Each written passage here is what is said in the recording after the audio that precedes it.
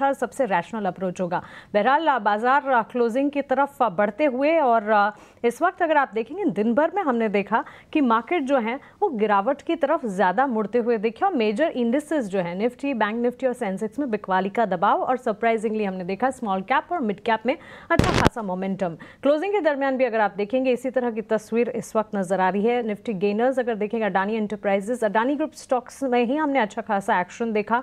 वहीं consumption theme आज अच्छा खासा प्ले आउट कर रही थी, जहां टाटा कंज्यूमर जैसे स्टॉक, ब्रिटानिया और नतीजों के दम पर भी हम देख रहे थे लगातार, जैसे कि अभी डाबर के नतीजे भी आते हुए दिखे और उसके बाद एक पॉजिटिव मोमेंटम इनफैक्ट पूरी के पूरी कंजम्पशन थीम में देखने को मिला। ऑटोमोबाइल प्लेयर्स में भी अच्छा खासा एक्शन, हीरो मोटर कॉर्प के स्टॉक में हमने अच्छा एक्शन देखा।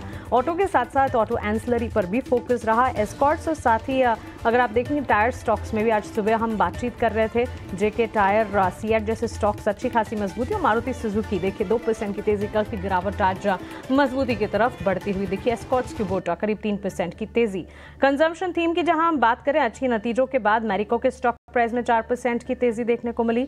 अच्छे नतीजे थे और उसके ठीक बाद मैरिको के नंबर्स के साथ साथ पूरे के पूरे सेगमेंट में ही कह सकते हैं कि हेल्थ काफी सुधरती हुई दिखी। हालांकि फार्मास्यूटिकल स्पेस में आज एक्शन नहीं था और चुनिंदा कंपनियां, in fact pharma, health care, diagnostic से जुड़ी सारी की सारी कंपनियां बिकवाली का दबाव झेल रही थी।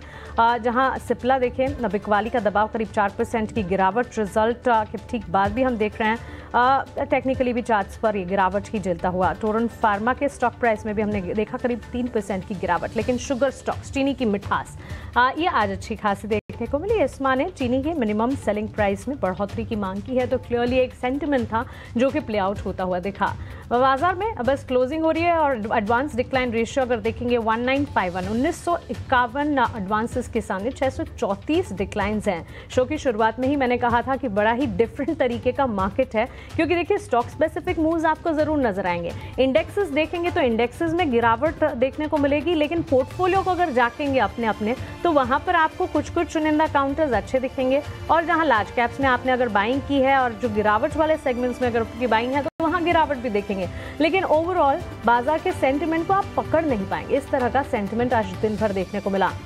क्रक्स तो यही है कि ओवर कॉन्फिडेंट नहीं होना है। रिमाइंडर दिया मार्केट ने हमें 2 ट्रेडिंग सेशन से जो मजबूती थी, लग रहा था कि आज वो मजबूती इंटैक्ट रहेगी, लेकिन देखिए क्लोजिंग आपके स्क्रीन पर है 24,350 के स्तर पर करीब 116 अंकों की गिरावट के साथ निफ्टी में कामकाज क्लोज होता हुआ देखने को मिल रहा है और क्लियरली 24,400 से वापस घूमकर लगातार हम देख रहे हैं कि निफ्टी में गिरावट जो है वो हावी होती हुई दिखी। 24,500 को छूकर मार्केट स्लिप भी हो रहा था, लेकिन आज तो हमने देखा कि 24,350 के नीचे के स्तर भी नजर आए। सेंसेक्स 79,942 के लेवल्स पे 450 अंकों की गिरावट और करीब 450 अंकों की बिकवाली का दबाव, 51,850 के स्तर पर बैंक निफ्टी में भी गिरावट के साथ ही कामकाज क्लोज होता हुआ। So overall session stock specific रहा। इंडेक्सेस में, मेजर इंडेक्सेस में हमने बिकवाली देखी। Capital goods, auto, consumption theme से बाजार को संभाला और डिफेंसिव्स आज साइडवेज ट्रेड करते हुए नजर आए।